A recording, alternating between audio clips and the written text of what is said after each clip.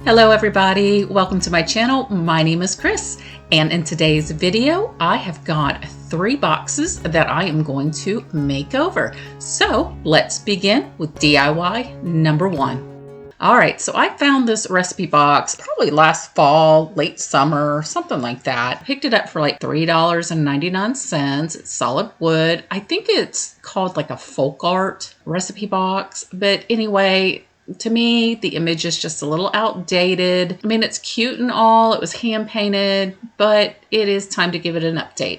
So I'm going to grab some of my cleaner from the Dollar Tree. And then I found out after I was cleaning it that these little pegs pop right on out. And I'm going to set those aside because I'm not going to do anything to those. I'm just going to leave them brown. I'm just going to go ahead and sand it. I'm also going to go ahead and sand the back of the box. The surface is really kind of glossy, so I am just going to sand it a little bit all over, focusing on the areas that are painted. And once I sand it, I will dust it off. Now, the top of this image, it was a little tough, but I got it. So after spending some time with that, I just, again, wipe the dust off, and we'll move to the next step, which is to go ahead and take some primer. I'm using the 2-in-1 primer from Couture, and I end up giving this about 3 coats to cover up that image. So, you know, use a good primer. If not, it's going to take a little bit more. I'm going to cover the entire box with that primer, with the exception of the very bottom, and that's because I have a different idea for that. And once I've got that all primed, I am going to try the color Crinoline from DIY Paint. And I am going to go ahead and coat everywhere that I primed with this color. And I didn't film it, but I did go ahead and do a distressing around the edges. I used a 220 grit and just distressed it until I was happy with it. And I distressed even through the primer, bringing out some of that wood. And I think it turned out really good. Now, I was a little hesitant on the color at first, but after looking at this piece, I'm actually really liking it. So I had this scrap piece of paper just in my stash. It's sat there for a while. I don't even know what it came out of. It almost feels like calendar paper, but I know it didn't come out of calendar. I'm thinking it might have been in a photo frame. That's what I'm thinking. But I'm just going to cut me out a piece to fit in the bottom of this. I figured that way whoever buys this piece, when they open it and look in it, it's going to say thankful. Just a little reminder to be thankful. I don't know. Quirky? Maybe. I like it. But I'm just going to go ahead and I use my little Dollar Tree picker thing. I don't know what it's called. I can't think of it right off the top of my head. But I use that just to kind of, the spatula side of it, just to kind of push down on the sides. And then it kind of folds it. And then that way I can just go back through it and cut out what I don't need. Next, I'm going to go ahead and take my clear liquid patina, and I am just going to go and put that all over the bottom. And I decided to use the clear liquid patina because it's good for indoor and outdoor use. So that tells me it's got a pretty decent waterproof ability. And this is going in a kitchen, and you know, you never know, just in case little drops of water get in there. And I'm just going to go ahead and press that paper down in there. Make sure I get it nice and flat. And another good thing about this liquid patina is you have a little bit more working time than you do with, say, a Mod Podge. And it was a good thing because I did have to pull it out and kind of straighten it up just a little. I had it a little too high. And when I pull it back out, I am going to apply some more liquid patina. And this time I'm going to put it on the back of the paper.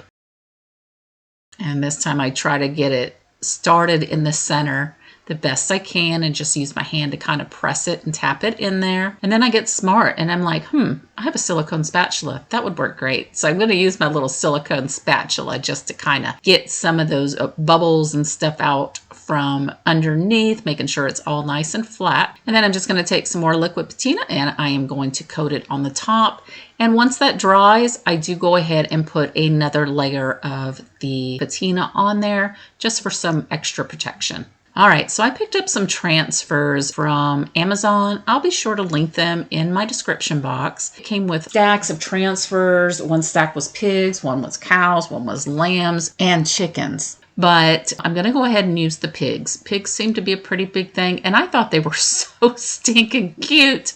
Oh my gosh, would you look at those pigs. But I'm going to go ahead and put my top back on just so I can get a little bit better of a visual when I do this. I'm a very visual person. So I decide, this looks cute here, so I'm going to go ahead and peel it off of the backing, and then I'm just going to try to center that up the best I can, rub my fingers over it, and then I grab my little burnishing tool and I just start burnishing it down. Now these are a little different than what I'm used to. They seem to be a little bit thicker. They are a little glossier when you get them down, but they are very pretty. They're almost to me kind of like sticker, and they do stick very, very, very well. So I had no issues with none of it sticking to my piece. All right, and I decided we're putting a piggy on the top. We need a piggy on the inside. So I'm just gonna go ahead and grab this little piggy, and I'm gonna put her right in the middle of the inside bottom of the lid. And I do just use my finger and go over the image just to make sure it is down there. And then I had these other two pieces that I had cut out. And I wasn't sure at first which one I wanted where. And I decided like that. The homemade I thought needed to go right there in the front and center. And I figured this could take the place of it saying recipe, because I didn't have anything that said recipe and I didn't feel like making a stencil. So I thought this was perfect. And honestly, I don't even know that you have to burnish these down. Once I stuck it on there, I just rubbed over it with my finger and then grabbed a corner and that was down. So burnishing may not be necessary with these transfers. And then I'll put another coat of liquid patina all over the entire box, sealing in everything, and this project is complete.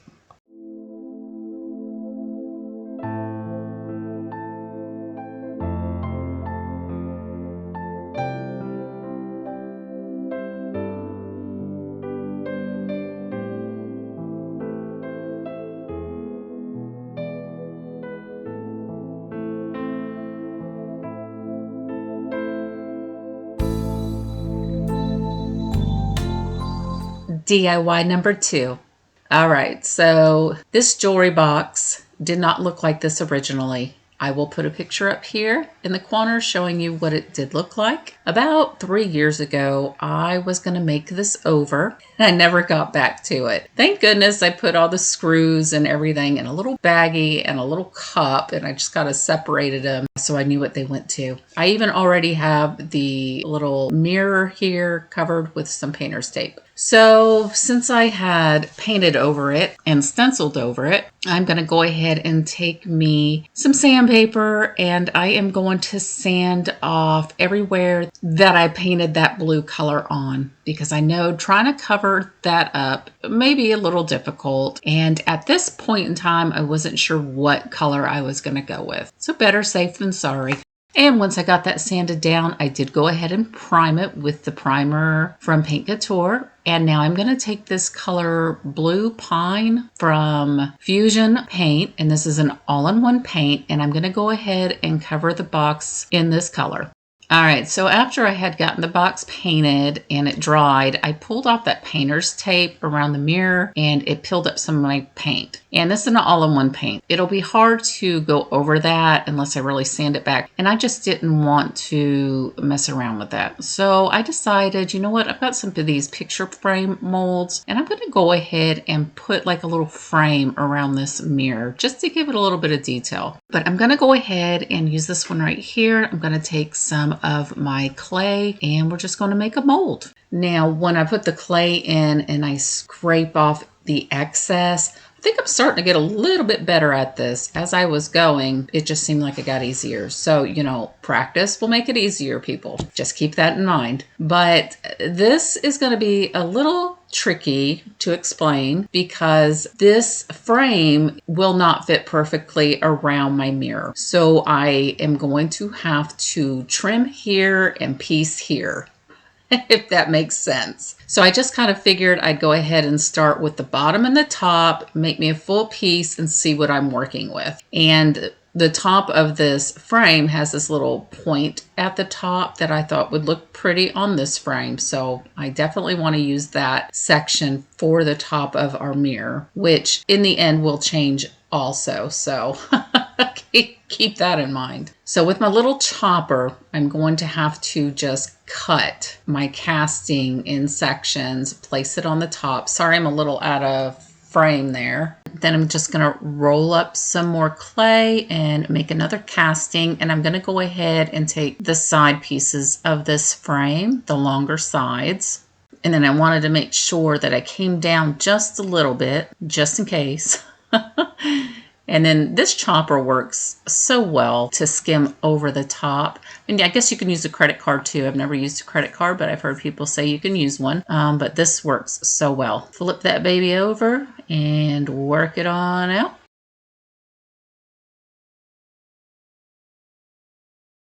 And I just kind of set it there, and I'm just trying to meet up with that top piece that I already have in place there. I know you can't see it because, well, but anyway, I'm just going to trim it so it meets that top section, and then I'm going to go ahead and trim off this bottom section. And just shorten it up by trimming it. Just like so. And then I'm going to do the same thing for the other side, just trimming here and there and attaching here and there. And then once I get that last piece done, I'll just trim a little bit more so the two pieces will join.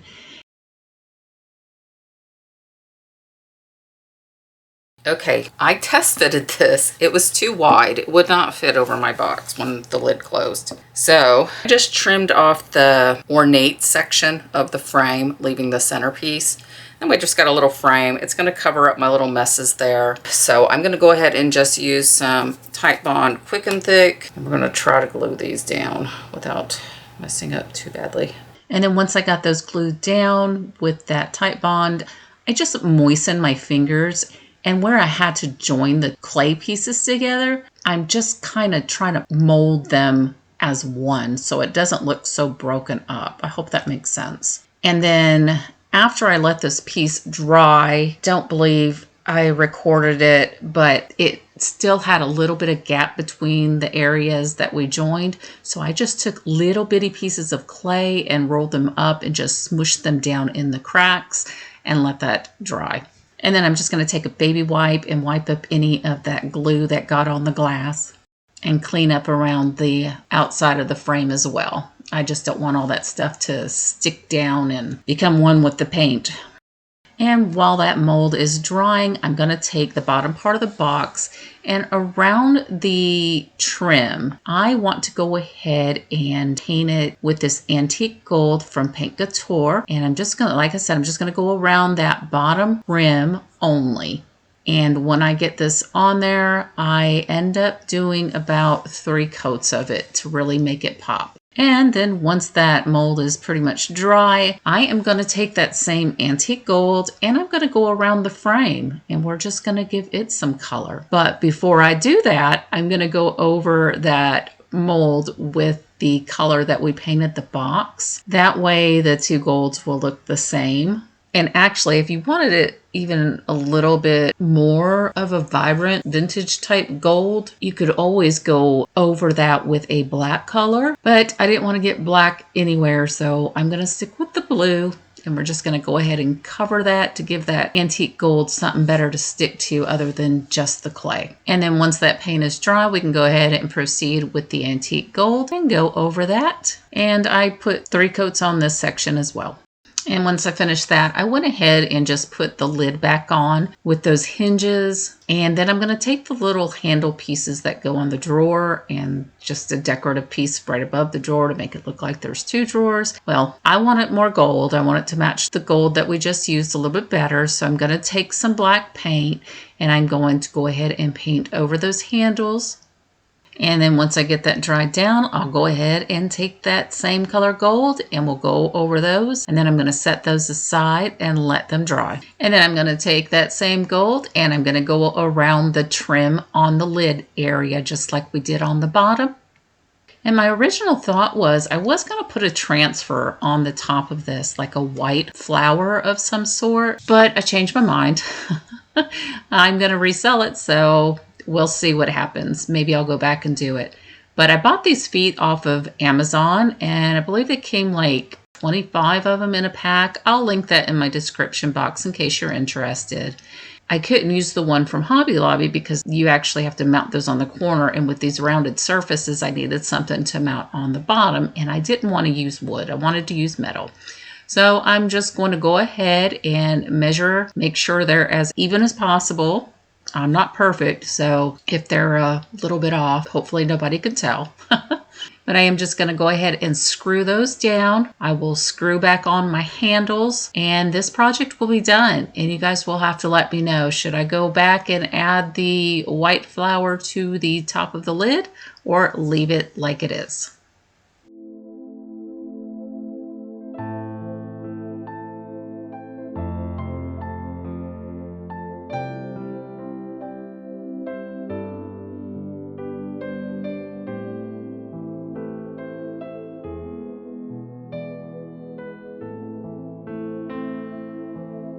DIY number 3. Okay, so this piece here, grabbed it at Hobby Lobby when they had their wood pile on sale for 40% off. So it was $8.99. So I guess that's roughly around, what, $5 I paid for it, which I don't think is bad at all. It's got a glass top. And when I saw it, I thought, oh my gosh, you could put little minis in there and put this on display. So, and people are loving, if you guys have ever followed Whatnot auctions for the vintage section, you may have come across the printer trays that they sell. People like to buy them up, and minis are all the rave right now. People are collecting minis, and I thought this would look so cute for a tabletop mini holder, collection holder. So I just want to dress it up.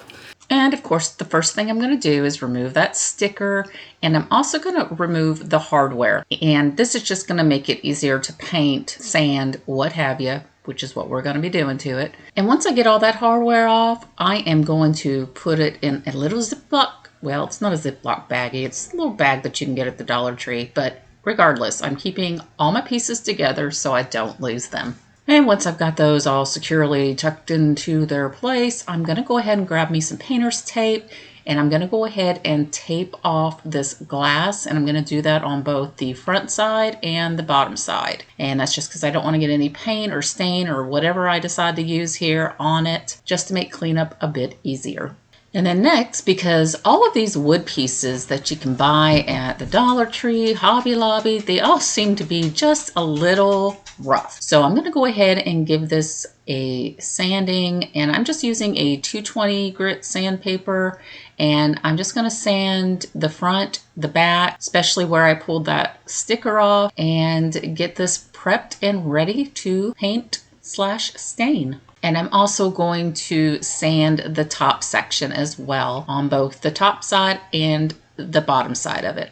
Next, I'm just going to grab my Waverly antiquing wax, and I'm going to add it to a cup. And then I grab the color Elephant, and I'm going to go ahead and add the elephant paint into my wax. And that's just going to create a little bit of a grayish tint, brownish color for our stain. And once I've got those colors all mixed together, I'm just going to grab a regular paintbrush, and I am going to cover the inside, outside, all the sides with this stain that we made up. And then I'm just going to use a baby wipe to wipe away the excess stain, because if you let that stuff sit too terribly long to dry, it's just going to kind of give a sticky texture to it, and I don't want that. And if I'm being honest with you, at this point in time, I honestly did not know exactly how I wanted the box to look. All right, so there were some spots that didn't take my stain mixture very well. So what I'm going to do is I'm going to go ahead and apply some more of that stain mixture, and I'm going to let it sit there, and then I'm going to not use a baby wipe. I'm going to use just a towel to just kind of wipe away some of that excess, and that's just going to give me a little bit darker stain, and it worked. It blended it pretty well. So just a little pro tip for you.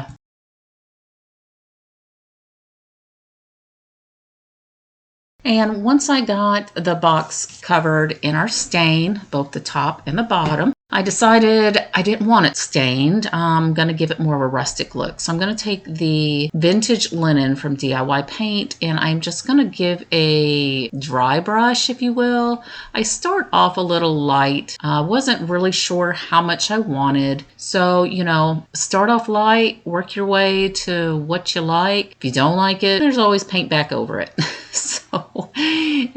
But I did go ahead, like I said, all around, working inside those little sections just to give it some of that whitish color paint. All right, and as you can see here, I went fairly heavy. I'd say medium heavy with the vintage linen, but it didn't like the way it looked. I thought it needed to be blended just a little bit more. So I'm just gonna grab a 220 grit sandpaper and I'm gonna go over where I painted. And this is just gonna help it look a little more blended instead of kind of broken up. I don't know. If you know, you know, it's like my friend Joanna always says. Oh my goodness. But yeah, to me, it just looks a little bit better when you take some sandpaper over that paint. And once I got all that sanded, I'm just going to take some clear wax. This is wax from Jolie, I believe. And it's not my favorite wax, but I've got it. I got to get rid of it. So I just went over it. All right. So the next day I came in, I decided I'm going to peel off this painter's tape. When I got the painter's tape off, I went ahead and cleaned the glass with the baby wipe just to get off anything that I may have missed. Okay, so I had to leave this project. I came back a couple days later and I was like, you know what? I just don't like it. So I'm going to grab a paint inlay. This is from the Delft Traditions Azure. And I love this pattern right here. So this is what we're going to do to the box. So I'm going to go ahead and give the whole box a coat of paint. And I'm using the vintage linen. And like I said, just covering it all on the outside. I'm going to leave the inside as is. So what I'm gonna do is I'm gonna go ahead, I was gonna put the hinges back on, but then I realized, well, if I put the hinges back on, I can't put my paint inlay there without going over the hinges. So that wasn't gonna work. So what I'm gonna do, make sure I've got everything lined up, is on the sides. I'm gonna do the top and the bottom section first, but on the sides, I'm gonna go ahead and tape them with some painter's tape.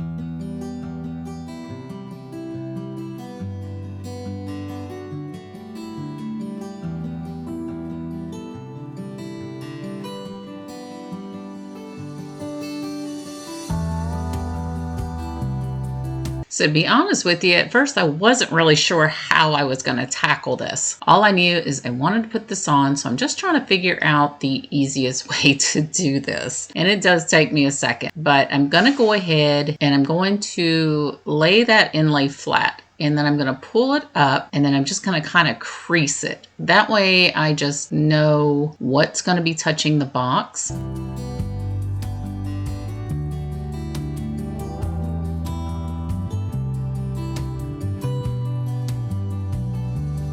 Then I'm going to go ahead and lift that box up. I'm going to apply my paint to my box just on the one side.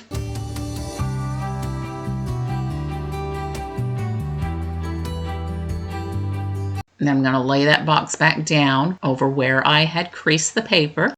I'm going to go ahead and mist the painted surface with my little mister bottle. And then I'm going to go ahead and tap that in to the paint. I'm going to lift that box up, take my little baby wipe and start pressing that inlay into the wet paint. And you can see how that paint inlay just kind of darkens up when it gets wet. And I'm just trying to make sure that where I've got it creased, it's all tapped in all the way up to that corner. And then I do use my heat gun to dry it down. I'm just too impatient to wait however long you have to wait when you don't use a heat gun. And then leaving that paint on, I decided, okay, let me go ahead and move this painter's tape out of the way. And then I'm going to go ahead and paint around the top surface, around that edge where it's already white. I'm going to go ahead and put my layer of paint around there. And I'm going to do that to all four sides. And then I'm going to pull that paper up after I mist my paint with some water. And then I'm just going to lay it down and tap those inlays in there. And then we will once again go ahead and dry that down. And when I'm drying it down, I'm just drying it so when I lift up that box, the paper doesn't come off of it. So then I'm going to go ahead and proceed to apply some white paint to the other edge of this box. And repeat the process of misting it with water and then tapping that paper with my baby wipe into the paint. And then I'm just going to go ahead and dry the entire piece down where we applied that inlay. All right, once it's dry, you can see how that brightness of that paper had faded, so you know it's dry. I'm going to go ahead and mist it with my water bottle, tap it in again, making sure that paper's nice and moist, and this is just going to help us release that paper from our project. And I'm going to tear it up slowly.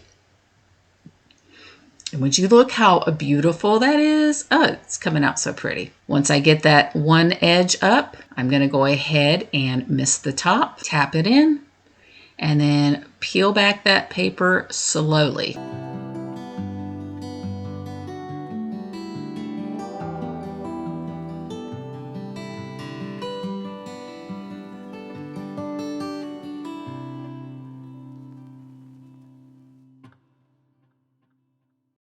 We'll go ahead and rotate it a little bit. Go ahead and mist the rest of it.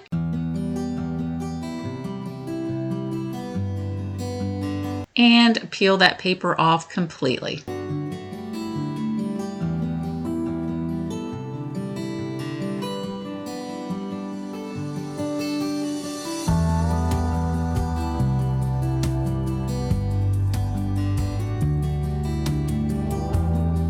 All right, next I'm just going to repeat that process with the two edges, of course excluding the top since the top part's already done. But I'm just going to go ahead and apply my paint to this one edge, and this is after I lined up my paper. Go ahead and tap that in, and once I've got both those sides done, it's time to remove it just by repeating the process.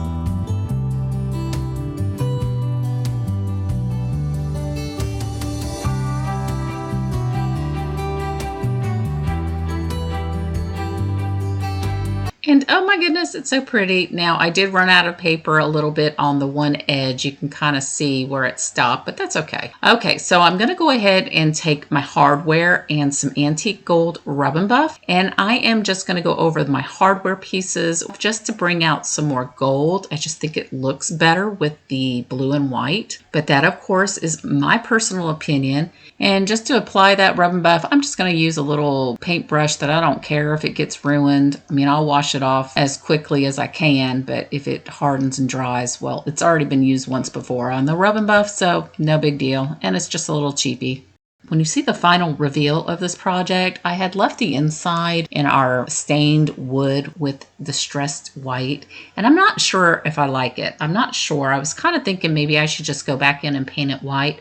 You guys let me know in the comment section, would you leave it as is or would you go ahead and maybe paint it white? And also let me know which of these three projects was your favorite, and I thank you guys so much. And please remember, sharing is caring. I would love it if you share this video so it has the chance to reach more people that might be interested. And don't forget to hit that like button and subscribe and hit that notification bell so YouTube advises you when I upload a new video. Because right now my days are kind of scattered, but I do try to do one video every week, and I hope to see you on the next one. You guys have a wonderful, wonderful day.